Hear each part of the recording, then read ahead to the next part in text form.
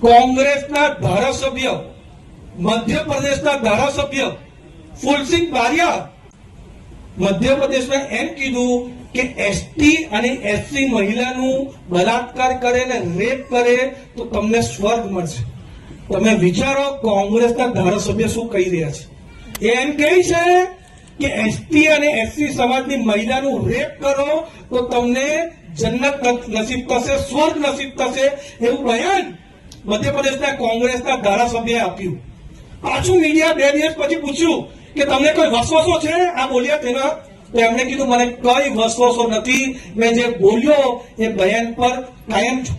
એ બતાવે છે કે કોંગ્રેસ જે આદિવાસી કરે છે એમના મનમાં, એમના દિલમાં આદિવાસી અને દલિતની ખિલાફ કેટલી વધારે ખરાબ વિચાર છે, કેટલું વધારે આપણને નફરત કરે છે એ કોંગ્રેસના ધારાસભ્ય બતાવે છે, કોંગ્રેસની માનસિકતા બતાવે છે. અને એટલું જ નહીં, હમણાં પરમ દિવસે રાહુલ ગાંધી મધ્યપ્રદેશના ઇન્દોરમાં ગયા ત્યારે ફુલસિંહ બારિયા સાથે સ્ટેજ પર સેટ કર્યું અને ફુલસિંહ બારિયાનું એમણે સન્માન પણ કર્યું. એ બતાવે છે કે રાહુલ ગાંધી જે ફુલસિંહ બારિયા કીધું એની સાથે પૂરી રીતે સંમત છે.